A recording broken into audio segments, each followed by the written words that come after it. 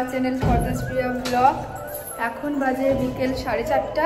আমি আর জয়শ্রী যাচ্ছি কোথায়? বিদেশে। আমরা ভিডিও শ্যুট করতে যাচ্ছি, আগমনীর ভিডিও শ্যুট।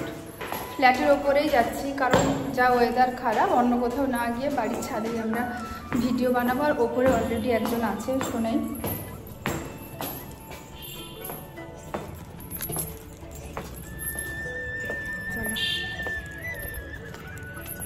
দেখি দুজনের লুকসটা কেমন হয়েছে জানিও। এখন 4:30 বাজে, অলরেডি অন্ধকার হয়ে যাচ্ছে, জানি না কতটা কি ভিডিও করতে পারবো। তো চলো দেখে থাকো আজকে কীরকম কি ভিডিও বানাই। তবে কোনো ড্যান্স ভিডিও না, জাস্ট আমরা টুকটাক রিল ওরকম জাতীয় ভিডিও বানাবো বলে রেডি হয়েছি। কেমন লাগছে জানিও। মাথা না পাও কি তুমি জয়শ্রীকে বিয়ে করলে না? হ্যাঁ, কি আর করবি, বন্যা থাকলে যা হয়।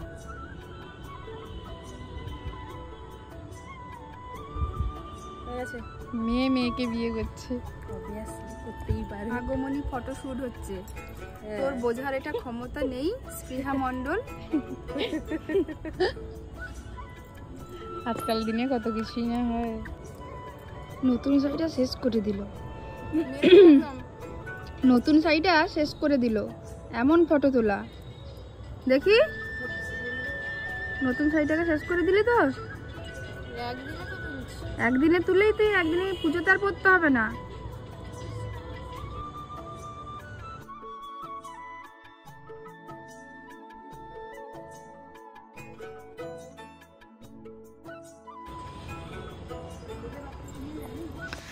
এতটাই সময়ের অভাব কি বলবো, তাই ছাদের উপর এসেই ছোট্ট কয়েকটা ভিডিও বানাচ্ছি। ইচ্ছে ছিল পুজোতে একটা ড্যান্স ভিডিও বানাবো, যেটা প্রতি বছর হয়, বাট এই বছর সম্ভব হয়নি। তো আমি আজকে এসেছিলাম স্কুলের পরে, এসে এখানে ভিডিও বানালাম। সময় কিভাবে চলে যায় দেখো, সকাল থেকে উঠে বাড়ির কাজ বাদ, স্কুলের পরে বাকি সময়টুকু তোমাদেরকে দেওয়ার চেষ্টা করি। এখন সন্ধেবেলা এসে জেঠুদের বাড়িতে। এখন সন্ধ্যাবেলা এসছি, সন্ধ্যাবেলা এসছি দিদিদের শাড়ি দেখতে। তো দেখো কত শাড়ি, বাবা সর্দি এইবারে তো পুরো কাঁপিয়ে দিয়েছে। ষষ্ঠী, সপ্তমী, অষ্টমী, নবমী সব একদম সর্দি শাড়ি ভর্তি। আমাদের আবার নেই বলো না, আমরা সবাইকে দিতে একটু একটু দেওয়ার চেষ্টা করছি, আমাদের নেই। প্রত্যেকটা শাড়ি দেখাচ্ছি, দাঁড়াও, ভীষণ সুন্দর প্রতিটা শাড়ি। সন্ধেবেলা জেঠুদের বাড়িতে এসেছি, বড়দিও এসছে। তো টিটুদির পুজোয় কী কী শাড়ি হয়েছে ওই সব শাড়ি দেখবো বলে। তো প্রায় শাড়ি সবগুলোই ভালো লাগছিল, তার মধ্যে যে সব থেকে ওপরে যেটা এই মুহূর্তে হাত দিয়েছি আমরা, ওটা খুব ভালো লাগছিল। প্রতিটা শাড়ি টিটুদির দেখছিলাম। বড়দিন নাকি এখনও একটাও শাড়ি হয়নি তেমন পুজো উপলক্ষে। তো ওই জন্য আমরা বসতে বসতে হঠাৎ প্ল্যানিং করলাম যে চলো 7 মাইলে যে দোকানটা হয়েছে একদম বাস স্ট্যান্ডের কাছে, যেখানে প্রমোশন ভিডিও করতে গেছিলাম, তো ওখানে চলো অনেক কমে এবং দারুণ দারুণ শাড়ি পাবো। তো বড়দি বললো চলো ঘুরে আসি। তো হঠাৎ করে প্ল্যানিং করে 3 জন চলে গেলাম। তোমাদের দাদাভাইকে বললাম ছেড়ে দিয়ে আসতে, ও ছাড়তে গেছিলো। গিয়েই দেখো সবার প্রথমেই সিল্কের শাড়িগুলো দেখছিলাম। টিটুদি বলছিল এই হলুদটা দেখবে নাকি, বললাম হ্যাঁ তোমাকে এই হলুদটা খুব ভালো লাগবে। তো 3 যা মিলে বসে গেছি শাড়ি দেখতে, কোনটা নেওয়া হবে না নেওয়া হবে। অ্যাকচুয়ালি আজকে উদ্দেশ্য বড়দি আর আমরা কিন্তু বিধেও বলতে পারবো, মানে আমাদের কোনো কেনার প্ল্যানিং নেই। বড়দির জন্যই মেন দেখতে যাব, সেই সূত্রে আমাদের ঘোরা আর দেখা হবে। ওখানে শাড়িগুলো না সত্যি এত ভালো, এখন ভাবছি যে কয়েকদিন আগে জানলে, অন্যান্য জায়গা থেকে শপিং করেছি ঠিকই, তো এখানে আরও আগে আসতাম। তো প্রত্যেকটা শাড়ি ভাবলাম চলো তোমাদের সঙ্গেও আজকে শেয়ার করি। অনেকেই ফোন করে দিদির কাছ থেকে অনেকেই নিয়েছো অনলাইনে, এছাড়া আমার ভিডিও দেখে অনেকে গেছো। দিদি বলছিল আজকে যেতে, বলছে একটু আগেই এসেছিলো জানো এগরা থেকে। তো এরকম অনেকেই বলছে, তো ওটা শুনে ভালো লাগছিলো, কারণ তোমরা হচ্ছে আমাকে বিশ্বাস করেছো। তো গিয়ে তোমাদের কেমন লাগলো, তাহলে তোমরা এখানে যদি আমার ভিডিও দেখছো তোমাদের মধ্যে কেউ রিভিউ দিতে পারো। অ্যাকচুয়ালি আমার ভীষণ ভালো লেগেছিলো। তো এই সব শাড়িগুলো অন্যান্য দোকানে যতটা দাম বলছিল তার থেকে দেখছি অনেকটাই কম, 1000, 1100, 1200 টাকায় বা তার থেকেও কম অনেক সময় হয়ে যাচ্ছে। তো শাড়িগুলো, তার মাঝখানে এই বেগুনিটাও বেশ ভালো লাগছিল। তো আমি টিটুর দিকে একবার বলছি, বড়দিকে বলছি তোমরা একটা করে নাও, কোনটা নেবে নাও। টিটুদি বলছে তুমি দেখলে তো আমার কত শাড়ি, এরপরে নিলে তোমার দাদা আমাকে বকবে। আর আমিও তো তাই বলছি, আমি তো নেব না, আমার অনেক শাড়ি হয়ে গেছে। এই করে করে দেখতে দেখতে এই সিল্কগুলো বেশ ভালোই লাগছিল। তো আমাদের নিজেদের মনকে শক্ত করে এখন বড়দির জন্যই মেন দেখি, চলো বড়দির কোনগুলো ভালো লাগে, কি ব্যাপার কিনুক। আর সত্যি বলতে এই সিল্কগুলো বারবার এক একটা কালার এত ভালো লাগছিল, বের করছিল, এগুলো কিন্তু বলতে পারো 1000 টাকা করেই প্রায় এরকমই পড়ছিল, 10-20 টাকা এদিক ওদিক। তারপরে এই যে এটাও এক ধরনের রেড কালারের অর্গেঞ্জা, ভীষণ সফট ছিল। এই রেডটা আমার সব থেকে ভালো লেগেছিলো, এমনি রেড কালার দেখলেই আলাদা একটা মন টানে, ওই রেডটা খুব তার ভালো লেগেছিলো। এছাড়া কেউ যারা তাঁতের শাড়ি পরতে পারো, তো সব রকমই দেখছিলাম। বড়দিন আবার একটু তাঁত শাড়িগুলো বেশি একটু ভালোবাসতে দেখছিলাম, গিয়ে খালি তাঁতের শাড়িগুলো টানছিল। আর আমরা বকা দিচ্ছি যে না, অন্য শাড়ি নেবে নাও, তাঁতের শাড়ি তোমাকে নিতে দেবো না, অনেক নিয়েছো। আর এই কফি কালারটাও বেশ ভালো। আর এগুলো দেখো, এগুলো বাংলাদেশি তাঁত। দেখো পুজোতে শাড়ি নেব না বলেছিলাম, এবছর কিন্তু আমি এখনও একটাও শাড়ি কিনিনি। নেব না করে শেষ অবধি নেইও নি। আর এখন নিয়ে ভাবছি এরপরে ব্লাউজ বানাবো কী করে, পছন্দ তো হচ্ছে বাট নেব না ভেবেছিলাম।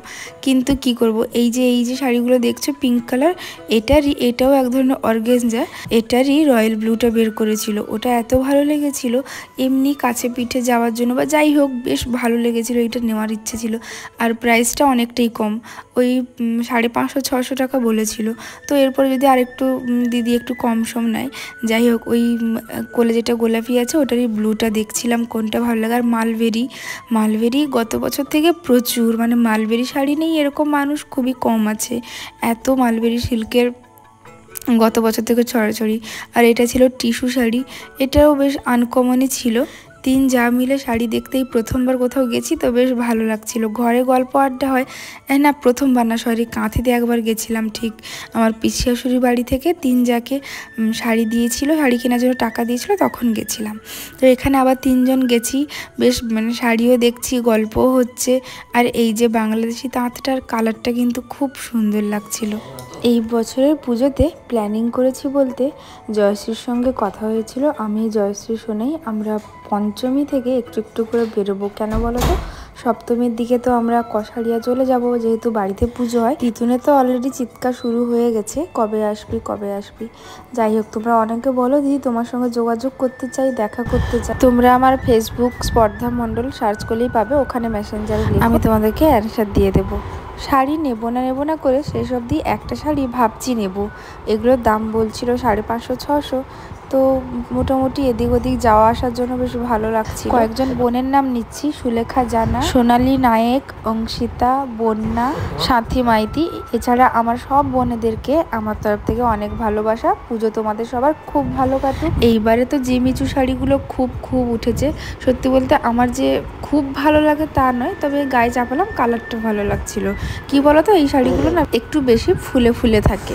এই বছর পুজোতে তোমরা কারা কারা জিমিচু শাড়ি নিয়েছো অবশ্যই তোমরা কমেন্ট করে জানিও। অবশ্য পরলে যে ভালো লাগবে না তা নয়, ব্লাউজ বানিয়ে যদি একটু ভালো করে পরলে নিশ্চয়ই ভালো লাগবে।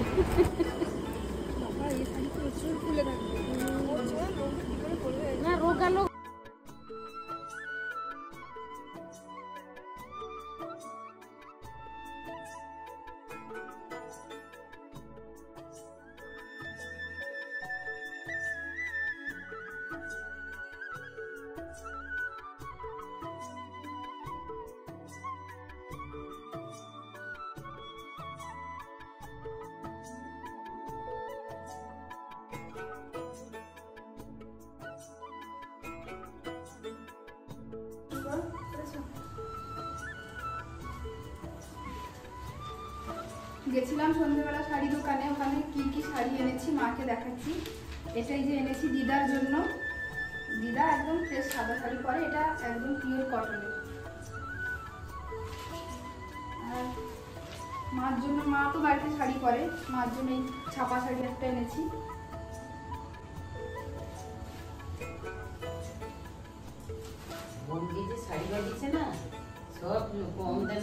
আর এই যে এটা একটা আমার ডেলি এমনি বাজারে টাজারে এমনি কোথাও যাওয়ার জন্য,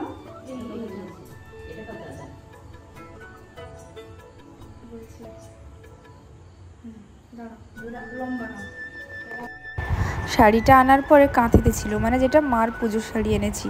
একটু গর্জাস ভালো শাড়ি এনেছিলাম, কারণ সামনে আমাদের বিয়ে বাড়ি আছে। মা পুজোতে তেমন খুব একটা বেরোয় না, তবে তোমরা যার বিয়ে ভাবছো তার বিয়ে এখন না, তার বিয়ে যখন হবে জানতে পারবে। যতক্ষণ এডিট করব মানে পাশে থাকলে এরকমই হয়। তো যাই হোক, সোনার বিয়ে নয়, যার বিয়ে তোমরা পরে পরে জানতে পারবে আমার শ্বশুরবাড়ির দিক দিয়ে। তো মার জন্য ওই কাঞ্জিবরমটা এনেছি। কেমন হয়েছে পুজোর শাড়ি তোমরা জানিও। আর আমি চেষ্টা করি প্রতি বছর আমার মা আর আমার শাশুড়ি মা দুজনের জন্য একই রকমই শাড়ি নিতে। এবছরও তাই একই রকমই শাড়ি নিয়েছি, আমার মাটা বড় আর এটা তুতে। তো যাই হোক, আজকে ব্লগটা এতটুকু। কাল আসবো নতুন একটি ভিডিও।